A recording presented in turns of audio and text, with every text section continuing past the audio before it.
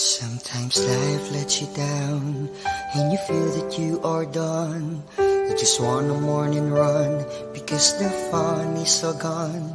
But sometimes life makes you proud when you look far and wide, when you leave the pain behind and see the brighter side. TNC gives you inspiration. TNC reignites your passion. TNC starts your transformation. TNC helps you see the new you. Sometimes life makes you blind and you choose something bad. You just wanna cry and hide and save your face from the crowd. But sometimes life makes you see the beauty in you and me. When you look up above, there is God and there is love. TNC gives you inspiration. TNC reignites your passion. TNC starts your transformation. TNC helps you see the new. We're here to help you see the newness of life. We're here to help you feel your hope is so real. You got the power to see. We'll help you see the new you. TNC gives you inspiration. TNC reignites your passion.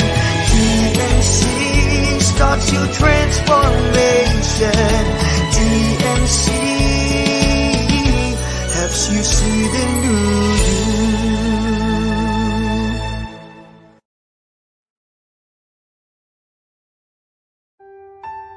The new channel.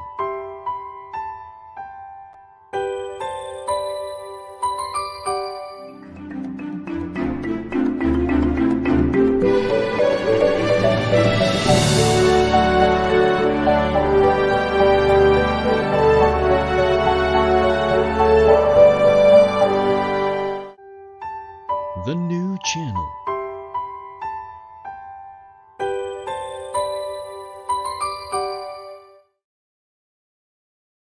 The views, opinions, and insights expressed in the following show are those of the hosts, producers, guests, and viewers.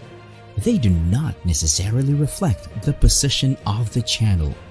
Viewer discretion is advised. Hello there, everyone, and welcome to TNC. We are here to help you see the new you. My name is Lloyd Luna. This is The Big Picture.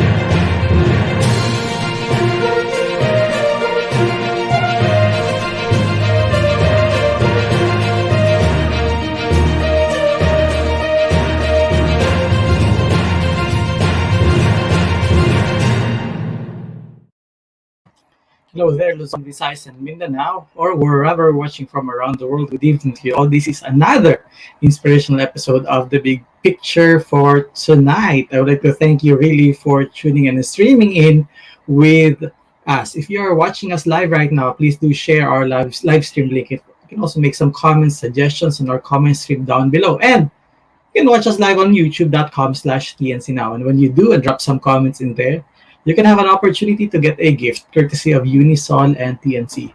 the item to catch. If you do, please watch.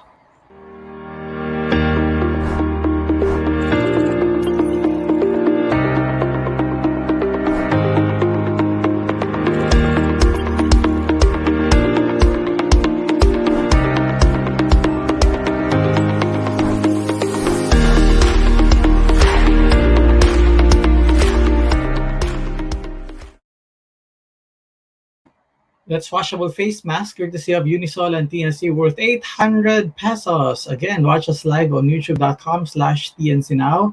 Drop some comments in there. Sana good comments sila. And get an opportunity to have a gift from Unisol and TNC. Nakita nyo kanina. If you are living within Metro Manila, and then delivery will be on us. No problem about that. All right, good to go. Now, one of the hard-hit industries in the Philippines and around the world is yung tinatawag na events industry. Because wala mga face-to-face and social gathering, ito yung mga tinamaan. But we are trying to go back, no? We are trying to recover from that drastic situation, and that's why we invited tonight our guest. So pag-uusapan natin kung paano navigate ng mga players sa events industry ang pandemya ito, because this is really something that is not expected by anyone, let alone yung nasa events industries. It's talaga yung buhay nila. And if you are going to get some appreciation of the news and the reports, talagang makita mo na ito yung mga nakaplan na sila for the entire year.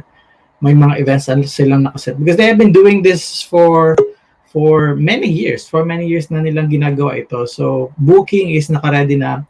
If may kakasal 6 months, 1 year, naka-ready na, naka-prepare na. And so para sa isang events organizers or host or suppliers ng mga events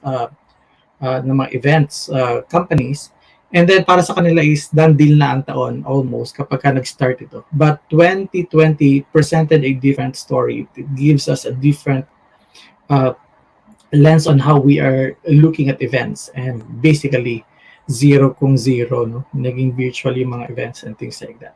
So let's see if we can get some insights and remarks and comments, maybe yung kanyang story share sa atin ng ating guests for tonight. Let's try to bring in to the studio our good friend Shaine Cabardo. Siya po ay licensed professional coach, and at the same time siya po ay certified public speaker.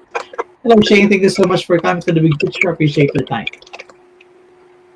Hi, good evening. Yeah, narinig yung typing, but good. At least we know that you are live. Thank you for coming. First, let us know how you have been doing. This is 2021. 2020 was a different story, but how do you do? Okay, so medyo nagkakaroon talaga ng internet problem connection doon sa kanyang side. So, again, tulad naman napapag-usapan natin events. Walang live events, walang face-to-face. And so, kung ikaw ay isang company na player dito sa events industry, kung ikaw ay may-ari, kung ikaw yung may-ari ng events company, and then, how do you navigate it? How do you make sense of it? Nagtanggal ka ba ng tao? Magtatagal ka ba ng tao? Sino i-retain mo? Iko-convert mo ba yung business mo into a virtual events management company? And when you do, how fast can you do that? Kasi, syempre, hindi naman mabilisan yan, especially in setup. Because live events are really different from live online events. Napakadaming pinagkaiba. So, hopefully tonight we can talk about that, because it's something that can also help yung mga kasi ang pag nasa events industry, you will always require suppliers, no? Kung may-ari ka ng events company, like kuha ka ng host dito, kukuha ng performers dito, kukuha ka ng caterer dito, kukuha ka ng event venue dito. So, isa itong ecosystem na since wala nga silang business, and then lahat ng mga businesses na nakadepende sa kanila, ay wala din. So, I guess what we are saying here really is, now that we know na wala yon, ano yung mga ginagawa nila kagaya ng ating guests for tonight? Paano nila nina-navigate ito? Because this is really something that is very important kasi marami ang nagtatrabaho. Marami ang nagtatrabaho na siguro yung nawala na ng trabaho because wala talaga live events. But if they're trying to keep themselves afloat at they try to survive, ano yung mga insights na pwede nating makuha dito for tonight? So while we are waiting for our guests for tonight, kasi may problema sa internet connection, eh, no? Oo nga. Sige. Yeah, maybe I can just try to direct. Maybe I can just try to read some headlines from the country's oldest running English newspaper, the Manila Times. So try natin.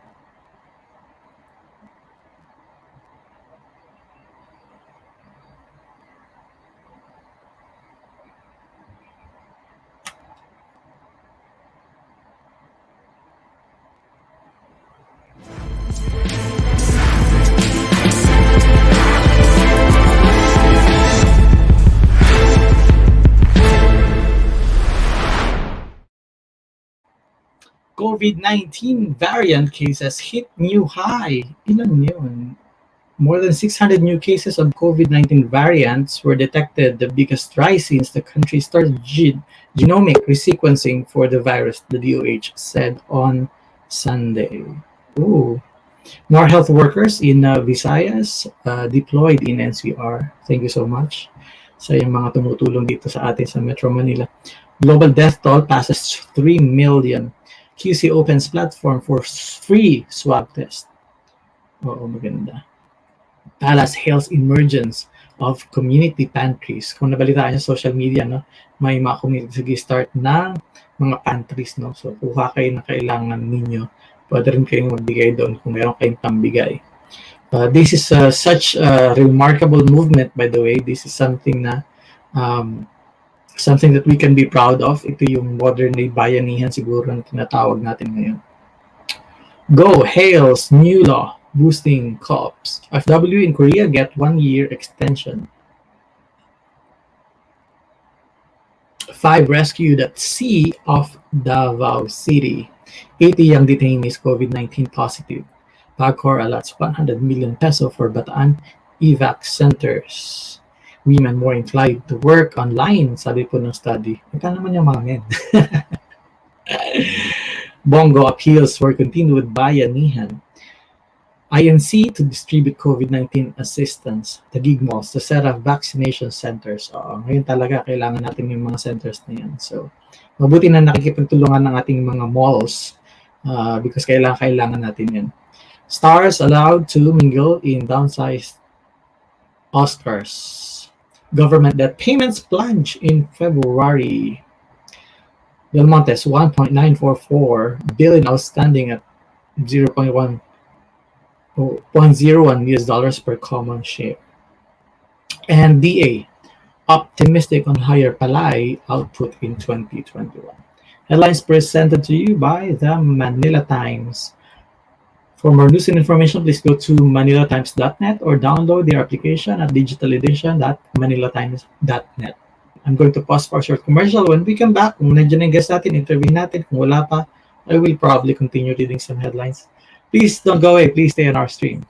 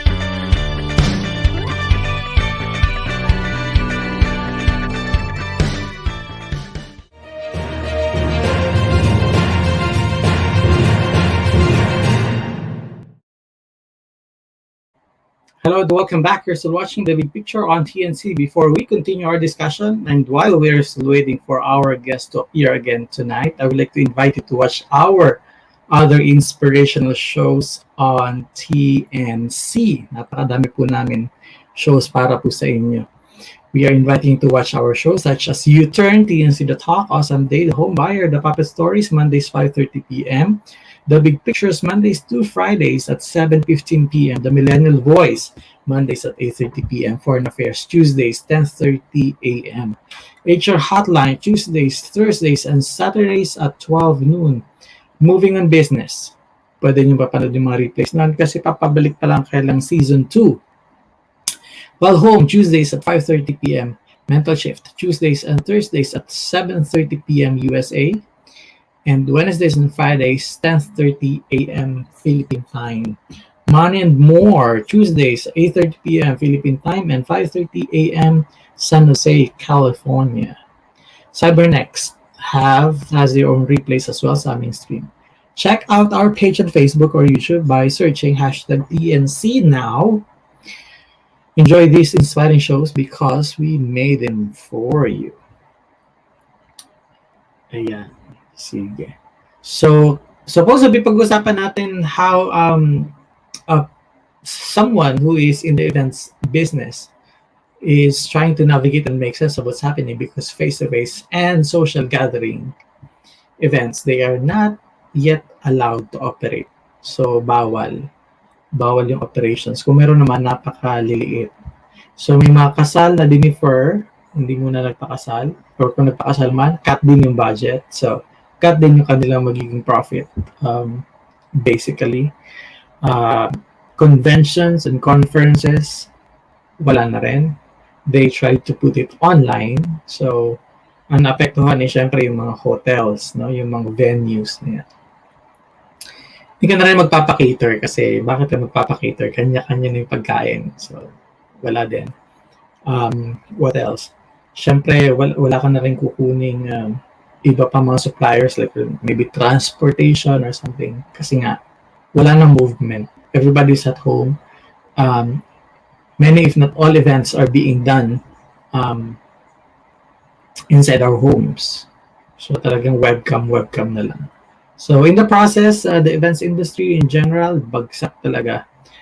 Not to mention, parang kapag may events, may component din ng travel. Kasama ka, medyo kakonect niya yung travel business. Eh, bawal nga mag-travel. So, bagsak din yung sa travel and tours na tinatawag natin. So many people and businesses got affected by this. And we know that now. Alam naman natin na yun. But syempre, gusto natin makuha yung insight mo. Ano ba yan? Kapag ka nasa events business ka, ano yung pivoting na gagawin mo? Do you temporarily close your business kasi walang bumapasok na pera? Paano yung mga tao? Who do you retain? Who do you let go? And if you let go all your people, say for example, kinlose mo yung business mo, what do you do next? Say for example, na may vaccine na and ready na ulit tayong magtrabaho, bumalik pa unti-unti sa normal yung situation. So what do you do? You hire again kasi malamang yung mga tauhan mo na pinakawalan, naghanap na rin ibang trabaho. So for you as an entrepreneur, particularly dito sa events industry, how do you think? And if you have some comments, please do write them down in our comment stream down below. No? Mag-discuss tayo. Kasi si Sev is nagbigay na kagad ng 100 stars. So, kung meron kayong naiisip, kung meron kayong gustong itanong, kung gusto kayo meron i-discuss natin yan. But events basically. So, kung entrepreneur ka, you have to really think hard. What are the best decisions that you can make today, this time? And wala. Palibasa, hindi naman ako full-time dito sa events management business or events business. Hindi ko rin talaga masyadong kabisado kung paano. That's why we are trying to bring in our guests for tonight. But very unfortunate na yung internet connection is also a problem, which is another issue, by the way. Kung ilagay mo naman sa internet yung events mo, eh meron kang internet na kalaban kung mahina yung internet. And at the same time, I think the sensation of live social gatherings, yan yung parang sobra kamis. Ibang-iba na, ibang-iba yung events ngayon, magkakalayo. We're trying to make it real, but nothing beats talaga yung face-to-face social. All right, in the meantime, I'm going to pause for another short commercial, and then when we come back, let's try to make some analogy and some analysis and maybe some comments about the events industry, kung paano sila nagsusurvive ngayon sa mga panahon ito. So don't go away, ladies and gentlemen, because the big picture on TNC will return. Please stay on our stream.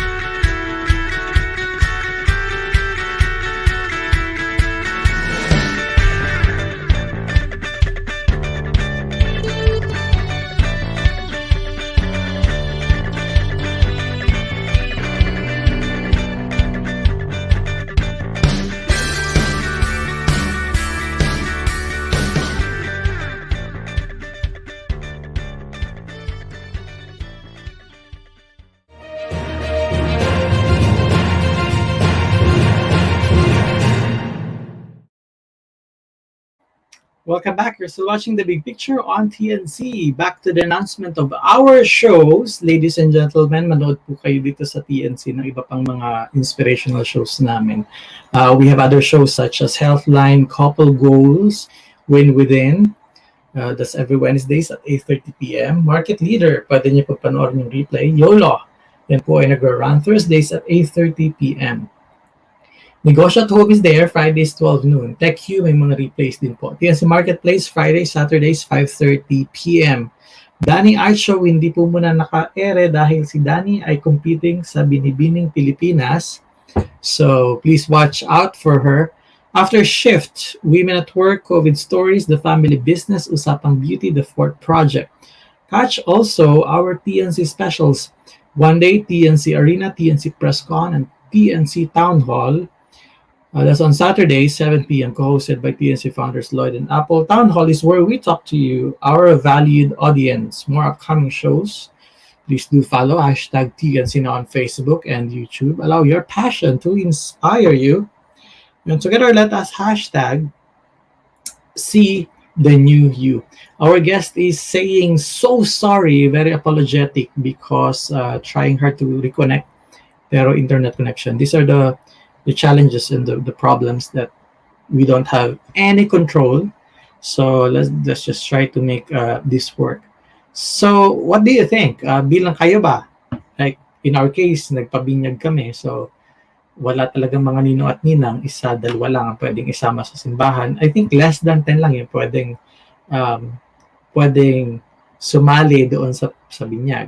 I don't know sa ibang parts ng Philippines, no? But dito sa Metro Manila, yun, 10 lang yung maximum na pinapayagan. And then, isa lang muna na family, and then after nun, next family. So, definitely, paano yun, di ba? So, meron ba kaming handaan? So, definitely, wala. Kung dati mag-spend ka ng tens of thousands of pesos because kailangan ng food, mag-gather kayo sa isang venue, ngayon hindi na. And I think what we did was simply order some food and then kanya-kanya delivery doon sa bahay ng mga ninong at ninang. Which is, syempre, yung equivalent nun, nagastos mo, hindi yung equivalent na magagastos mo dun sa normal days. And the thing about that as well is, kung hindi ganon, mababa yung ginastos. Yes, nakasave naman kami, but syempre, hindi, kumbaga parang naapektuhan din yung mga supposed to be in order mo ng food or dine-inan ninyo kung hindi kayo doon nagpabinyag. So, in other words, ganon. At binyag pa lang yon. So, may ano pa dyan, may kumpil-kumpil sa sacraments, Meron pang kasal, meron pang debut, di ba? Meron pang, I don't know what else is there. May tinatawag pa silang 70-year-old birthday na parang debut na rin. So these are the things, and these are real, no? Totoong nangyayari. So if you can just make sense of it, and if you're going to make some analysis and some introspection about it, what's really happening, it's everything is connected. That just by one part of the ecosystem is affected, the chills go down to the very people that are basically working, not to mention yung mga entrepreneurs na may mga negosyo. So yeah, this is really a challenging time in history, but good news, kasi yung Israel, for example, nilift na yung ban, nilift na nila yung order na mag-mask sa public. So I think about 81% of their population vaccinated na, including binigyan ng free vaccinations yung mga FW natin sa Israel. Ganun sila kagalante at ka-generous, no? Wala silang piniling lahi. Basta nasa Israel ka, i-vaccinate ka nila. One of the first, I guess. One of the first, if not the first in the world to have done that. And wow, such a remarkable feat, by the way. So seemingly they're going back to normal. And when I read the news, they also said they reopened schools already. So seemingly back to normal, 81% vaccinated. So maybe ma-reach or nare-reach na nila tinatawag na herd immunity. Because the virus will never go away. The virus will be there. Yun lang, kapag may vaccine ka, protected ka na. Yung impact sa'yo ng virus hindi na ganun kagrabe. So, ito yung parang common flu, di ba? Mga virus naman yan. So, ganun din yung COVID-19. So, it's not going to go away. It will be part of our lives, part of the generation ngayon and for the generations to come. So, I guess kailangan medyo lang talaga, sobrang mag-ingat. But, going back to the events, so pwede na sila mag-events doon sa Israel. Kaya lang, syempre, kung nandito sa Pilipinas, ba't na mag-events dito? So, hindi pa pwede kasi marami pa ring mga restrictions. So, if you are an entrepreneur, and you are part of the ecosystem where also events companies form parte sila. And then, I think you will have to make tough decisions. Siguro yung karamihan nakapag-decide na huwag na lang muna, mag-pivot na lang, or iba lang yung gawin na negosyo. But, it really depends on, siguro yung lalim ng bulsa mo. By that, I mean, may pondo ka ba para i-sustain? Kasi may kilala ko na talagang wala. So, kailangan talaga mag-close down. So, siguro, kung ikaw ay nandito sa industry na ito, it's time for you to maybe prepare yourself dun sa grand restart, if there is such thing as that, grand restart. So, ngayon siguro ang practical tips na pwede kong advise generally is go back to your mission vision statement na hindi natin napansin during pre-pandemic days. Maybe you can revisit your branding, your positioning in the market. Maybe you can prepare a better proposal when you need them for submission sa mga clients. Maybe you can revisit the system. Maybe you can work on your marketing collaterals, or maybe you can do your website or strengthen your social media presence. These are the things that maybe we may have missed during the pre-pandemic days, no? Kasi sobrang busy natin, baka hindi natin nabigyan ng pansin ito. So as we are in this journey, my suggestion is maybe you can take a look at those aspects of the business. Kasi kung wala di wala. Kung wala talagang social gathering pa, wala talagang business. So let's try to work on that because that is also important part ng business. Na kung bumalik bigla sa normal and you have not given it a thought, hindi pa rin ayos ang branding mo, yung proposal mo, mali-mali pa rin yung grammar, social media mo is hindi pa rin alagang-alaga. So pagbalik mo sa new normal, same yun. Everybody will be busy. Lahat magiging busy ulit. And when it happens, hindi mo na naman mapapansin yung supposed to be, nagawan mo na ng paraan or na-improve mo na while we are getting through these challenging times. So pag-isipan niyo yun, if you are an entrepreneur, you know na may time para sa lahat. I understand making money. I understand that we need some profits. I understand that we need to make things work. But in order for us to do that, maybe it's about time that we, in the business, try to make some sense of this year long, more than a year, in fact, vacation for us. So, marami tayong pwedeng gawin. We can still make some productive works while we are still here in this pandemic. So, we are going to try to bring back our guest maybe in some other days. But in the meantime, I would like to thank you for staying with me and for sharing the time with me. Appreciate it, really appreciate. Maraming salamat sa mga nanood ngayon. And I just want to say thank you so much, Puzzle Box BPO Inc., our presenter. Maraming salamat din sa Unisol. Maraming salamat din sa Aliyah Guys Supply Miss Rice and Well Life. Maraming salamat po. So, in the meantime, meron pa. Yes, wag natin kalimutan magpasalamat sa Portier Placenta, sponsor si natin. Direk, can we show the ad?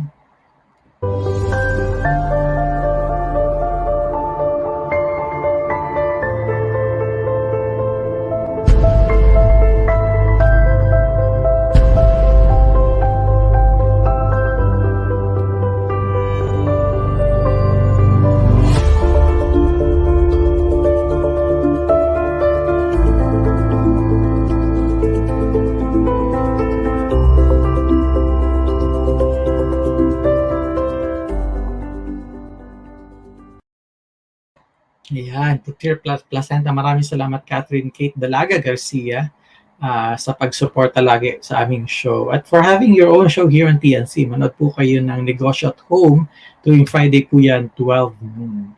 Ayan, sige.